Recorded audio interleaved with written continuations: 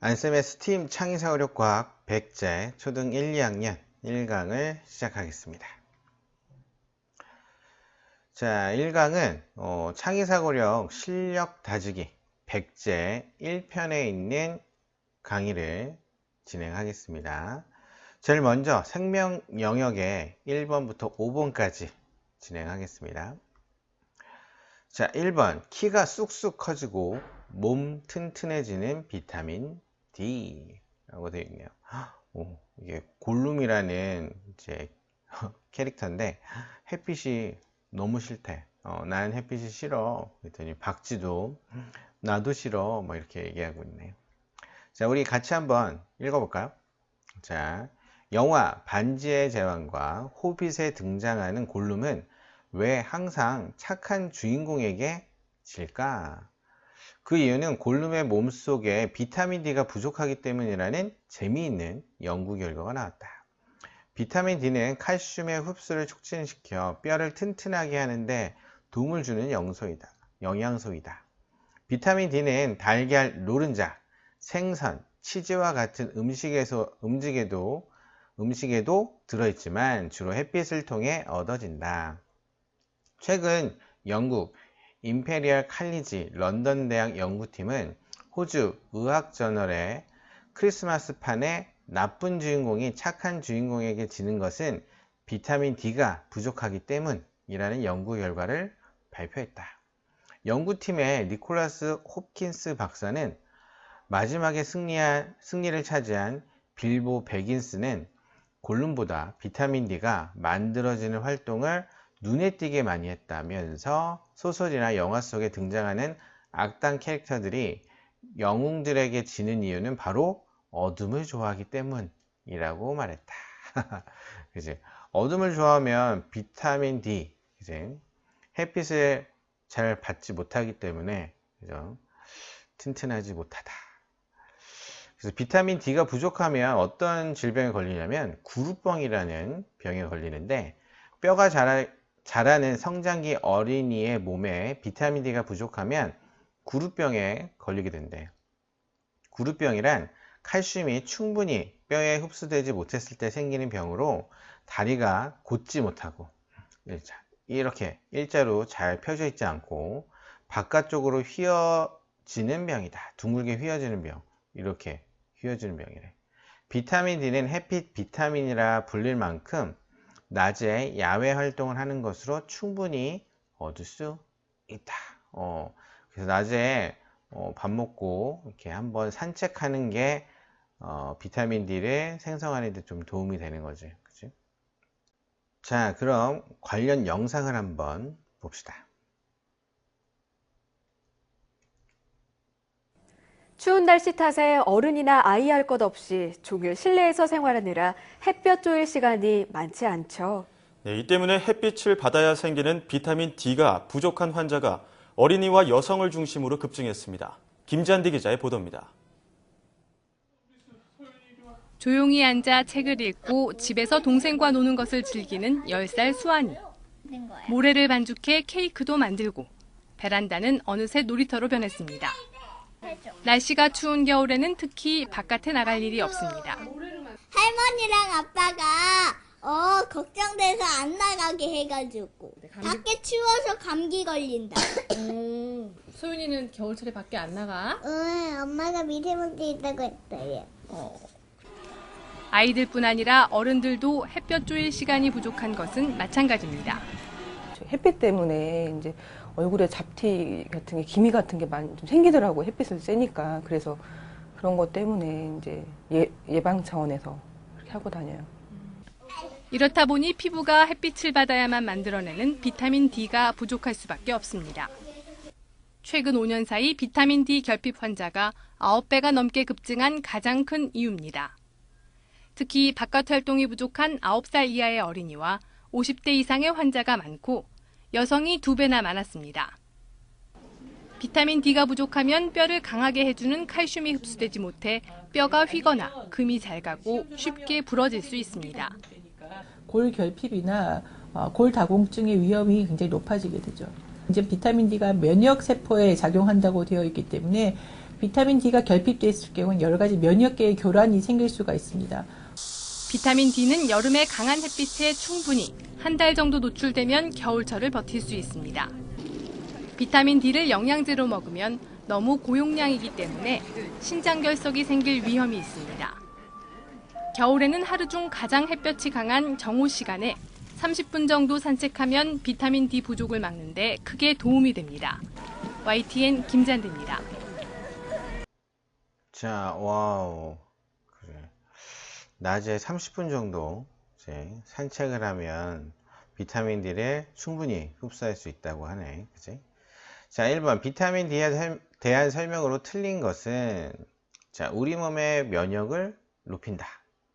그지? 면역 체계에도 도움이 된다고 했으니까. 햇빛을 쬐면 비타민 D가 파괴된다. 이 말도 안 얘기, 그죠? 말도 안 되는 얘기네. 그죠? 비타민 D가 이제 생성되지.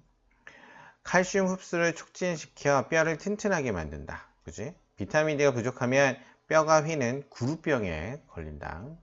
달걀, 노른자, 생선, 치즈와 같은 음식에서 또 얻을 수 있지.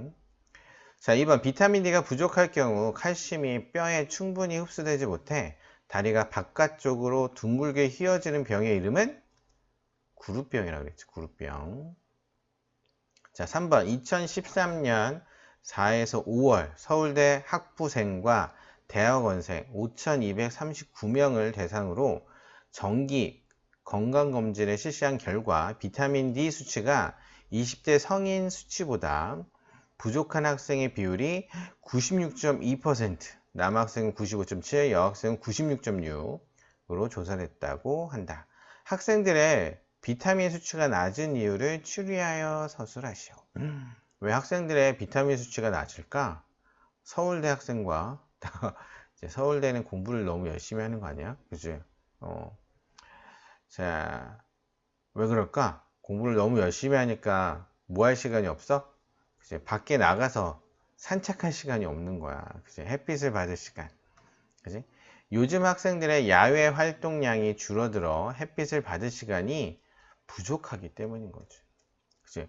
요즘에 밖에서 노는 것보다는 게임하는 걸 더 좋아하고 실내에서 게임하는 걸 좋아하고 하다 보니까 실내 활동이 점점 늘어나니, 그치? 바깥에서 햇빛을 받아 비타민 D를 합성하는 시간이 부족하게 되고 있는 거지.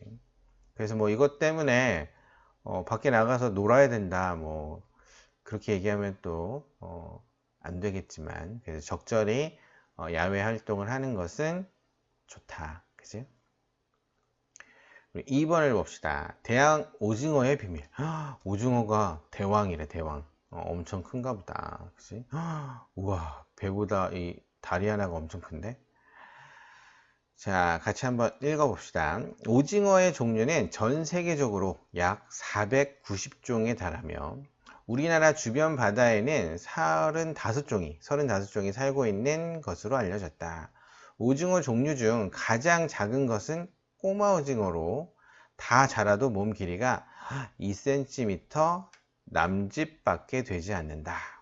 반면 가장 큰 오징어인 대왕 오징어는 몸의 길이가 20m 가까이 자란다.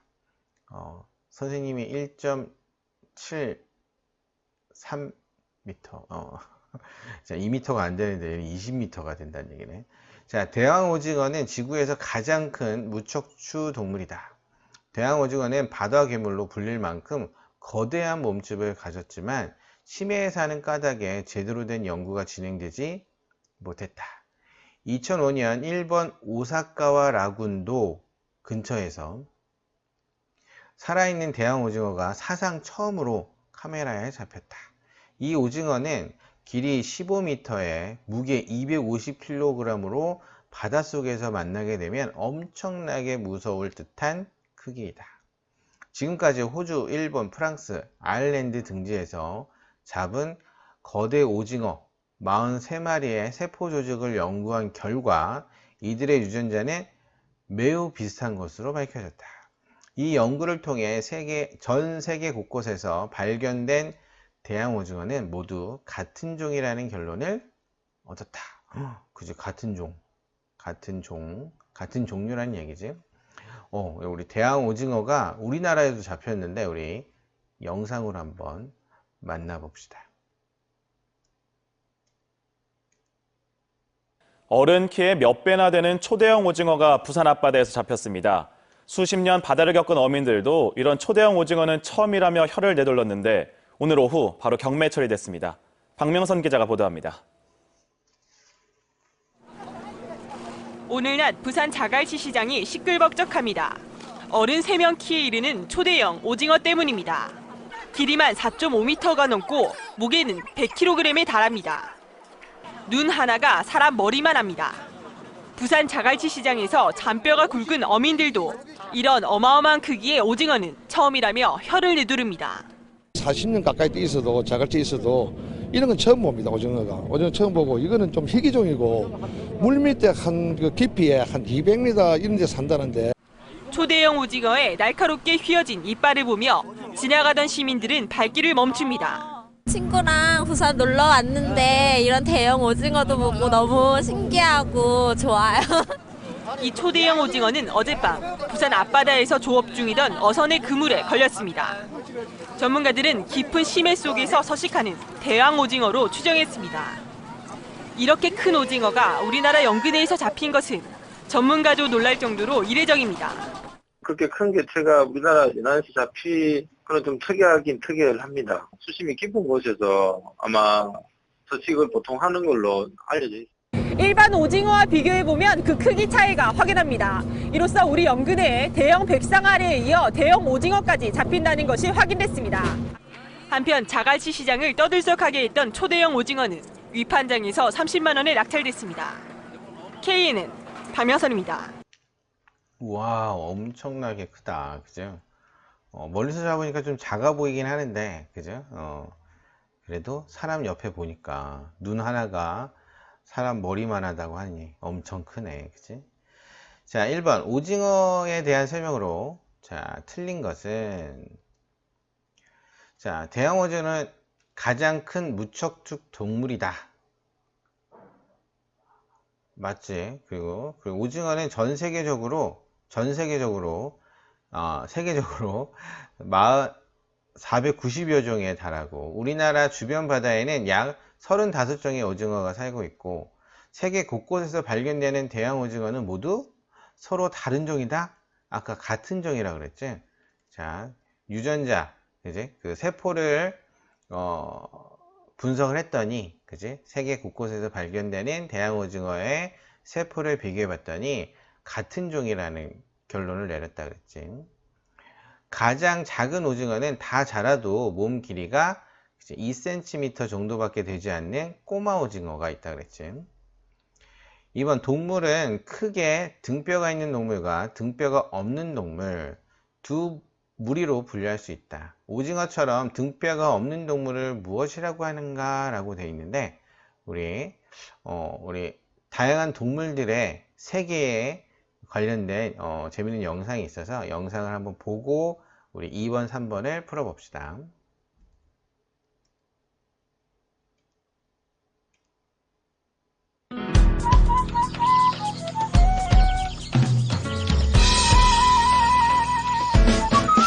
동물의 세계에 대해 알아봐요. 지구상 동물은 100만에서 120만 종.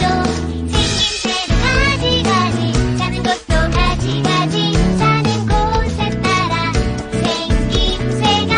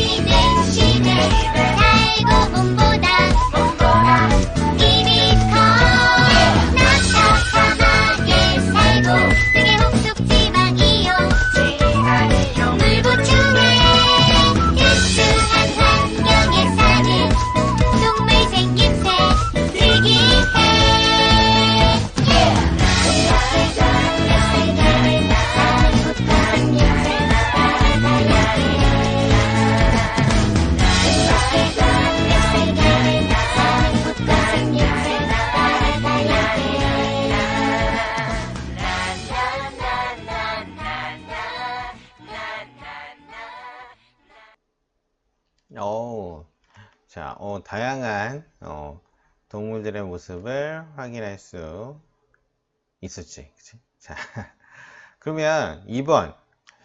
오징어처럼 등뼈가 없는 동물을 뭐라고 한다?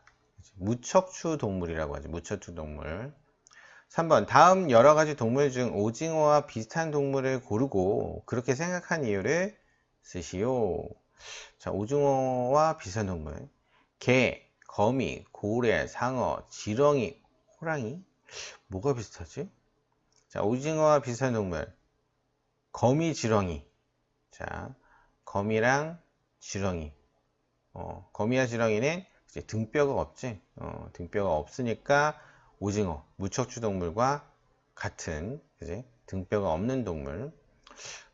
다른 거, 고래랑 상어는 물속에 사는데? 그지? 이렇게도 분류할 수 있지. 고래, 상어로 분류하면, 물속에 살기 때문이다. 이렇게도 분류할 수 있지. 둘 중에 마음에 드는 걸로, 이제, 비슷한 동물을 골라서 이유를 쓰면 되겠습니다. 자, 3번을 봅시다. 와, 특이하다. 그죠? 사각형 수박, 러시아에서 인기. 안쌤 수박에서 나왔네. 자, 주사위처럼 네모난 모양의 사각형 수박이 러시아에서 인기다.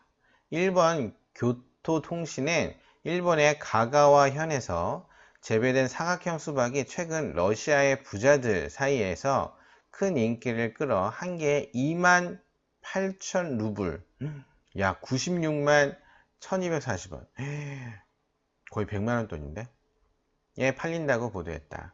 러시아에서 비싼 크기의 보통 수박, 무게 약 6kg인 가격은 약 100루블, 3,433원. 몇 배야, 그지? 몇 배지? 자, 300배 같은데, 그지? 자, 가가와 현의 특산품인 이 수박은 30년 전 한 농부가 개발하여 특허를 땄으며 지름이 10cm쯤 될 정도로 자라면 강화 플라스틱 용구에 넣어 재배하기 때문에 나중에는 주사위 모양이 된다. 사각형 수박은 다 익기 전에 미리 수확하기 때문에 식용으로 적합하지 않지만 러시아에서는 관상용이라고 명기되지 않아 실제로 이를 먹는 사람도 있다고 한다. 먹을 수 있어야 되는데 이거 그죠? 이렇게 비싸게 사가지고 관상용, 그러니까 본다는 얘기지. 보기만 하고 먹진 않는다. 근데 이게 좀 오래되면 과일이 썩을 텐데, 그죠? 어쨌든 인기가 있어서 잘 팔린다니 다행인데. 자, 이거 우리 영상으로 한번 확인해 보자.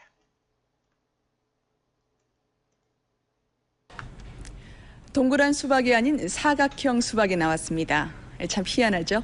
전주의 이종휴 기자가 소개합니다. 동그란 수박이 아닌 직육면체 수박이 나왔습니다. 수박을 절반으로 자르자 빨간 과육이 정확한 사각 형태를 띠고 있습니다. 전라북도 농업기술원 고창 수박 시험장이 어린 수박을 직육면체 틀에 넣어 키우는 방법으로 시험 재배에 성공했습니다. 육면체 수박은 쉽게 포갤 수 있어 보관과 운송이 편리하고 희한한 모양 덕분에 각종 행사에 전시용으로 달라는 주문도 계속되고 있습니다. 다양한 그 수박 모형을 개발함으로써 수박 과일에 대한 소비를 촉진하고자 이 연구를 시작을 했습니다. 이 사각형 수박은 같은 과일이라도 여러 가지 모양을 낼 수 있는 길을 열었다는 점에서 또 다른 의미를 갖고 있습니다. MBC 뉴스 이종효입니다. 야, 신기하다. 그치? 사각형 수박. 우리나라도 있네. 자, 1번 문제를 봅시다. 우리나라에서 수박이 많이 나는 계절은 언제? 언제 우리가 수박을 많이 먹지? 그치? 여름에 많이 먹지, 여름에. 자, 2번 다음 중 수박이 많이 나는 계절에 볼 수 있는 과일이나 채소를 모두 고르세요. 수박이 많이 나는 계절, 여름에 나는 과일이나 채소. 자, 선생님이 계절별로 한번 정리해 봤더니 봄은 달래, 냉이, 쑥, 그치? 채소. 자, 여름 참외, 복숭아, 포도, 오이, 그래. 참외도 있고, 복숭아도 있고, 포도도 있고, 오이도 있네. 그죠? 배, 사과, 감은 가을, 귤, 배추, 시금치는 겨울이네. 그지? 그래서 참외, 복숭아, 포도, 오이. 그지? 자, 3번. 사각형 수박의 장점과 단점을 서술하시오. 수박의 장점과 단점. 장점은 아까 뭐라고? 보관하기가 편하지. 동글동글하지 않으니까 굴러가지도 않고 이제 보관하기도 편하고. 그치? 자, 공처럼 구르지 않기 때문에 수박을 운반하거나 보관하는데 편리하지. 근데 단점은 뭐야? 단점. 단점은 다 익기 전에 미리 수확하기 때문에 식용으로는 적합하지 않다. 다 익기 전에 수확을 하니까 딴 얘기지. 다 익기 전에 미리 따면, 그지?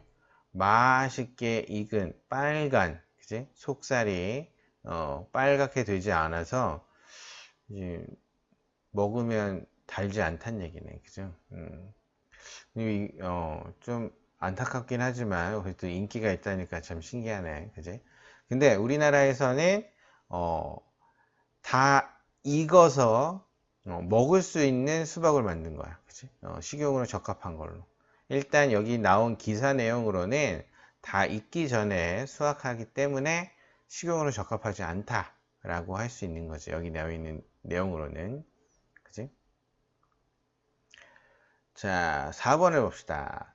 사람도 겨울잠 잔다고? 이렇게 돼 있네. 오, 코 골고 있네. 그랬더니 곰이 시끄러! 이렇게 눈도 안 뜨고 시끄럽다고 하네. 자, 우리 같이 읽어봅시다. 겨울잠을 자는 동물들은 대체로 덩치가 작다. 체구가 작으므로 온도 유지를 위해 많은 에너지가 필요한데 겨울에는 먹잇감도 부족하고 먹이를 구하러 돌아다니다가는 얼어 죽거나 잡아먹히기 십상이기 때문에 겨울잠을 통해 포식자의 눈도 피하고 체내 에너지 소비를 줄여 생존율을 높이는 것이다. 그리고 겨울잠을 자는 동안은 면역력이 떨어져 바이러스와 병영균이 침투하지만 체온이 낮아서 활성화되지 않는다. 오, 신기하네. 추운 지역에 사는 불곰, 흑곰, 반달가슴곰 등을 제외한 따뜻한 지역에 살거나 비교적 몸집이 큰 포유류는 대부분 겨울잠을 안 잔다. 따뜻한 지역에서는 춥지 않으니까 겨울잠을 안 자겠지. 최근 연구 결과에 의하면 인간도 겨울잠 능력은 있지만 겨울잠을 자기 시작할 때 필수적인 아데노신과 같은 물질이 대량 생산되지 않기 때문에 겨울잠을 자지 않는다고 한다. 또한 미국 오리건 보건과학대 교수팀은 쥐에 특정 물질을 주입해 겨울잠 회로를 켜는 실험에 성공했다. 쥐는 원래 겨울잠을 자지 않지만 이 실험에서 아데노신을 투입하자 체온과 물질 대사, 심장 박동, 호흡 수치가 낮아지고 주요 대사 물질이 탄수화물에서 지질로 바뀌는 등 겨울잠에 빠질 때와 똑같은 변화가 일어나는 것이 관찰됐다. 와, 쥐한테 아데노신을 투입하자 겨울잠을 잤다는 얘기네. 그치? 자, 사람도 겨울잠을 자고, 그치? 자, 우리 겨울잠, 동물들의 겨울잠 관련된 영상을 한번 보고 문제를 풀어봅시다.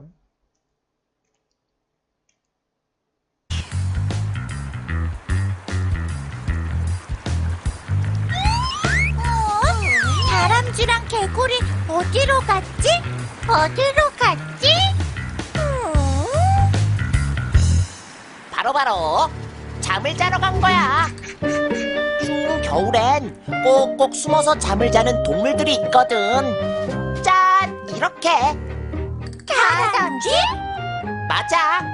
다람쥐는 따뜻할 때 먹이를 모아두고 겨울 동안 나가지 않고 자고 먹고 하는 거야. 자, 그럼 이번엔 또 누가 잠을 자는지 볼까? 백?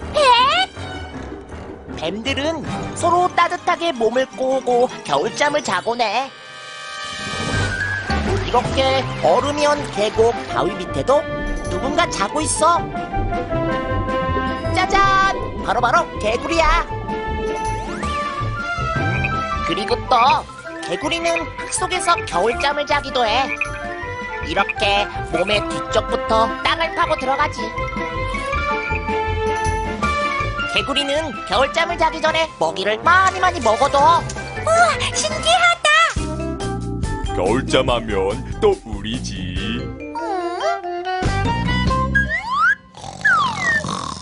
우리 곰도 겨울 동안 굴 속에서 굴굴 잠을 잔다고. 자, 겨울잠을 잘 자네, 그치? 자, 동물들이 다양하게 겨울잠을 자는 걸 봤는데, 자, 우리 문제를 한번 풀어봅시다. 문제를 풀어봅시다. 1번, 겨울잠에 대한 설명으로 옳지 않은 것은, 자, 겨울잠을 통해 포식자의 눈을 피할 수 있다. 그치? 포식자의 눈을 피할 수 있지. 숨어서 자니까.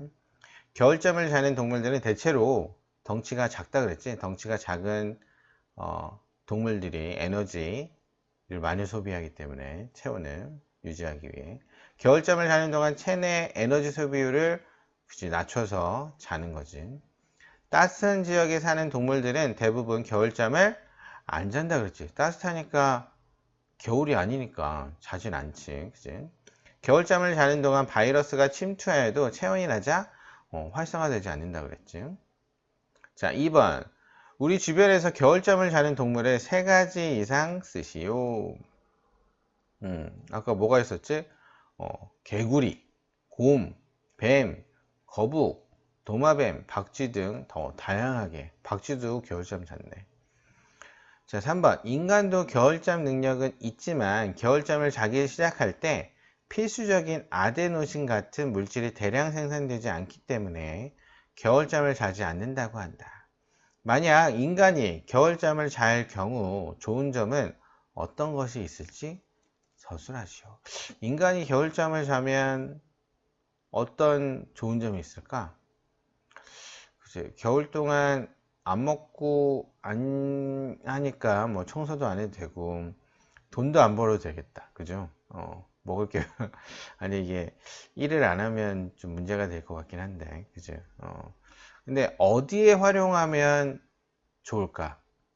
긴 잠을 자면 어디에 도움이 될까? 그치? 자, 겨울잠을 자는 동안 신체 활동량 및 필요한 에너지 양이 줄어들어 장거리 우주여행을 하는데 도움이 될 것이다. 그치? 앞으로 우주여행을 할 때 좀 오래 가야 되잖아. 근데 이게 오래 우주여행을 하는데 계속 그지? 주기적으로 일어나고 뭐 이것저것 활동을 해서 목적지까지 도달하는데, 그지? 식량도 많이 들고, 그지? 여러 가지 일들이 많이 생기는데 겨울잠을 자게끔 해서, 그지? 식량도 많이 필요하지 않고, 그지? 여러 가지 활동을 우주선 내에서, 그지? 똥오줌을 싸면, 그지? 똥오줌 처리도 해야 되고, 여러 가지 문제점이 있는데, 자면, 별다른 문제 없이, 목적지까지, 그지? 어느 행성까지 도달할 수 있지 않을까? 그죠? 그래서 겨울잠을 여기에 활용하는 것도 괜찮을 것 같다. 그지? 가장 좋은 아이디어인 것 같아. 근데 우주여행을 언제 할 수 있을까? 그죠? 선생님은 못할 것 같은데. 하고 싶지 않다. 우주로 가고 싶진 않은데. 그지? 겨울잠은 또 자고 싶진 않고. 어쨌든 활용한다면, 겨울잠을 활용한다면, 장거리 우주여행에 활용할 수 있을 것 같고. 그치? 그리고, 이렇게 어떤 병에 걸리신, 그지? 불치병에 걸린 분들을 원래 냉동인간, 그러니까 냉동해서 이제, 정지를 시킨 다음에, 이제 그 불치병을 치료할 수 있는 의학 기술이 발달했을 때 해동해서 이제 수술하고 이제 살아나게끔 하는 방법도 있는데 이게 좀 냉동하는 게 좀 어려우니까 냉동하는 것보다는 이제 긴 잠을 자게 하는 거지. 그치? 긴 잠을 자게 해서 이걸 수술할 수 있는 능력이 될 때 수술해서 깨우는, 그지? 그게 더 좋을 것 같은데. 그러면 겨울잠을 그렇게 활용하면 겨울잠을 자는 동안에 여러 가지의 그 에너지 양도 줄고 신체 활동량이 줄어서 여러 가지로 많은 활동을 안 해도 되니까 뭔가 불치병에 걸려도 불치병이 막 크게 더 커지거나 암에 걸렸을 때 더 커지거나 그러지 않을까 라는 생각이 좀 드네. 그치? 그런 병이면 이제 요렇게 겨울잠을 이용해서 활용하는 것도 괜찮을 것 같다. 그치? 선생님이 생각했지만 괜찮은 아이디어 같다. 그치? 자, 5번. 나를 찾아주세요. 자, 카멜레온보다 더 변신의 기제가 있다. 바로 문어와 오징어. 죽은 상태의 문어나 오징어는 밋밋하게 흰 바탕에 갈색이나 회색 반점이 나 있을 뿐이지만 살아있는 문어와 오징어는 다른 동물들이 따라오지 못할 정도로 현란하게 몸의 색과 무늬를 바꿀 수 있대. 와우. 자, 변신을 하려면 이 정도는 뇌야지 라고 돼 있네. 자, 동물들이 자신의 몸을 바꾸는 이유는 몸색을 바꾸는 이유는 적들로부터 자신을 보호하기 위함이다. 동물 중에는 몸색뿐만 아니라 자신의 몸 모양까지 주위와 비슷하게 갖추는 종들이 있다. 이처럼 주변의 색깔과 비슷하여 다른 동물에게 발견되지 어려운 빛깔을 보호색이라고 하며 색깔뿐만 아니라 모양까지 비슷하게 하는 것을 의태라고 한다. 주변 환경에 따라 몸을 바꾸는 갑오징어. 와우. 그치? 색깔이 이렇게 변하는 거야. 그리고 나뭇잎 꼬리 도마뱀 부지. 여기 있네, 여기. 자, 와, 나뭇잎처럼 보인다. 그치? 넙치. 보여? 여기 있네, 여기. 넙치. 와. 그리고 스노우 표범.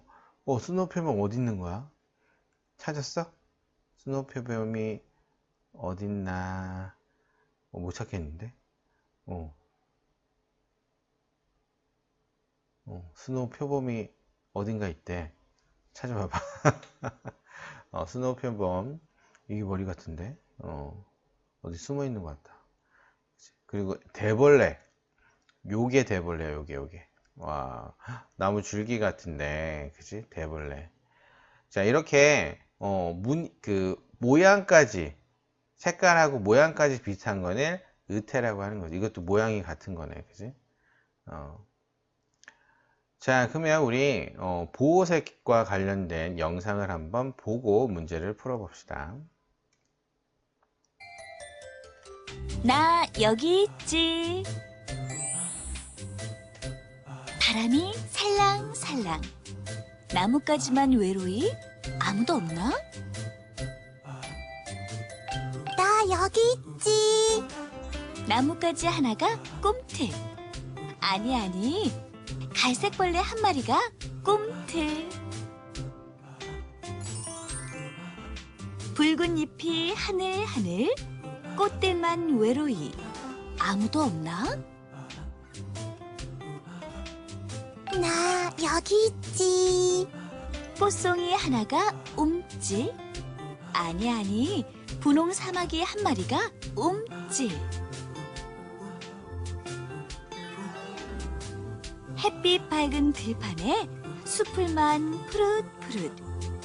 아무도 없나?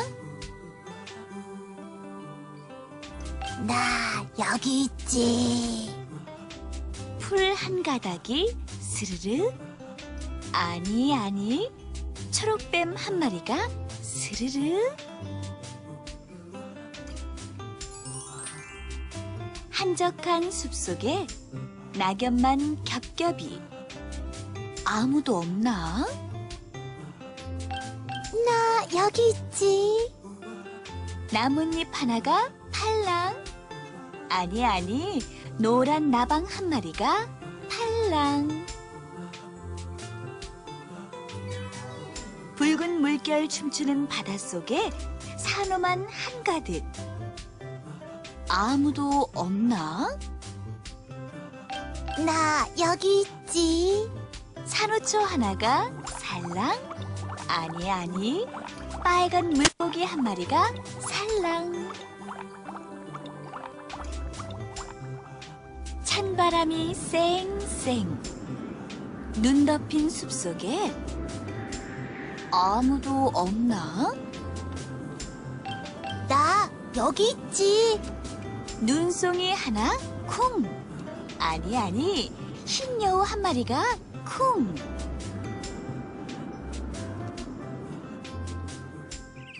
갈색벌레, 분홍 사마귀, 초록뱀, 노란 나방, 빨간 물고기, 흰 여우 모두 어디에 숨었나?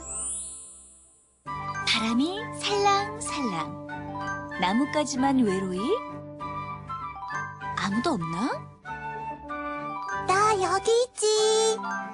갈색벌레 한 마리가 꿈틀. 꽃들만 외로이. 아무도 없나? 나 여기 있지.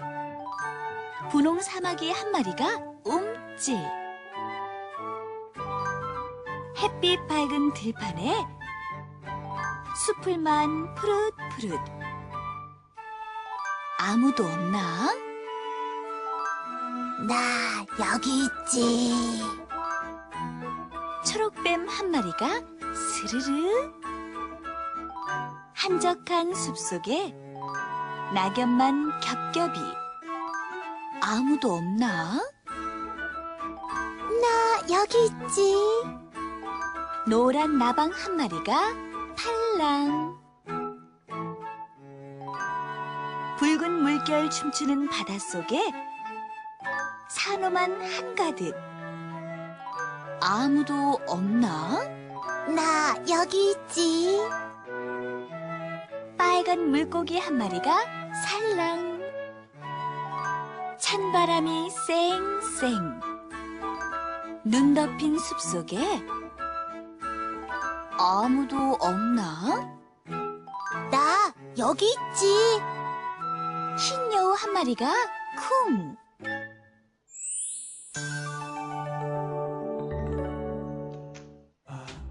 몇몇 동물들은 몸 색깔이 주변 색깔과 비슷하게 변하여 눈에 잘 띄지 않아요. 그러면 자신을 잡아먹는 동물의 눈에도 띄지 않기 때문에 잡아먹히는 것을 줄일 수 있지요. 이렇게 주위 환경과 비슷한 몸 색깔을 보호색이라고 해요. 자벌레. 자나방 종류의 애벌레로 기는 모습이 자로재는 것처럼 보여서 자벌레라는 이름이 붙었어요. 빛깔과 모양이 나뭇가지와 닮아 천적의 눈에 잘 띄지 않아요. 난초 사마귀. 네 다리는 난초 꽃잎을 닮았고 몸을 웅크리고 꽃 속에 숨으면 난초꽃과 비슷해 난초 사마귀라는 이름이 붙었어요.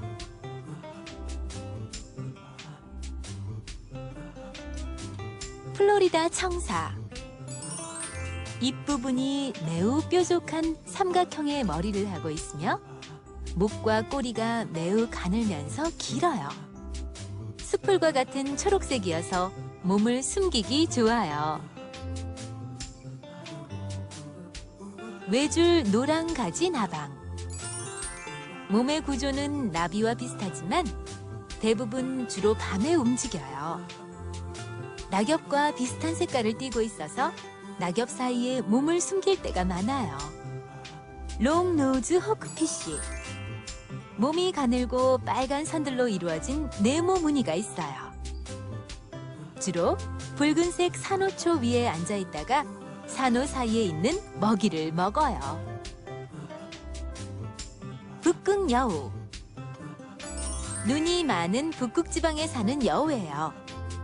여름에는 몸 색깔이 짙은 회갈색을 띠지만 겨울에는 눈과 같은 하얀색을 띠어 눈에 잘 띄지 않아요.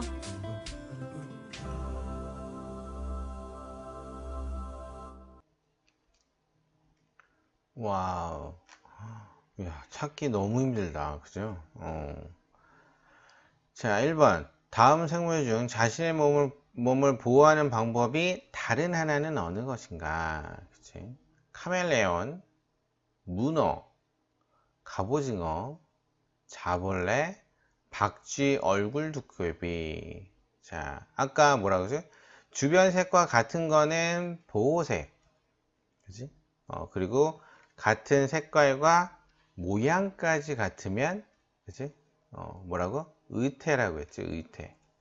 지금 보니까 카멜레온, 문어, 갑오징어, 박쥐 얼굴 두꺼비는 색깔이 같은 거고, 자벌레는 모양까지 같아서, 자, 의태. 자벌레는 교과서에도 많이 나와서 의태의 대표적인, 그치? 나뭇가지랑 너무 많이 닮았잖아. 그치? 요게 그래서 답이 4번.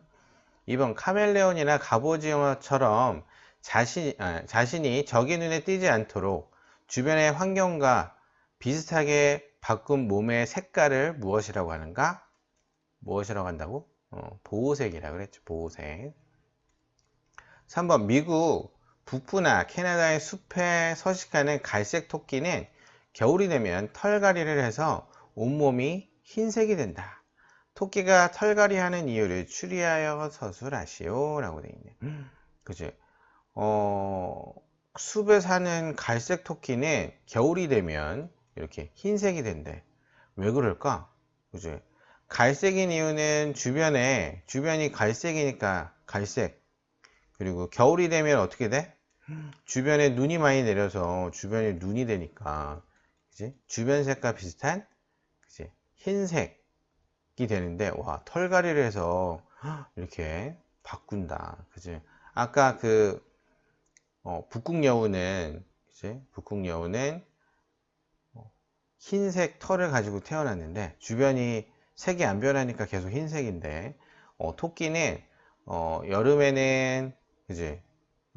여름에는 눈이 다 녹아가지고 주변이 갈색이라 갈색 털을 가지고 있고, 겨울에는 흰색 털.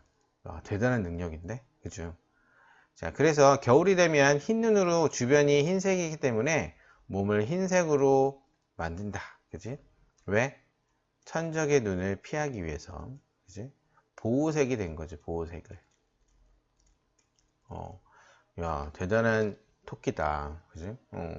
보호색을 이렇게까지 잘, 이제 적의 눈에 많이 띄면 쉽게 잡히니까, 이렇게 털갈이를 해서, 털의 색을 바꾸는 거네. 그지? 자, 그러면 오늘은 여기까지 진행하겠습니다.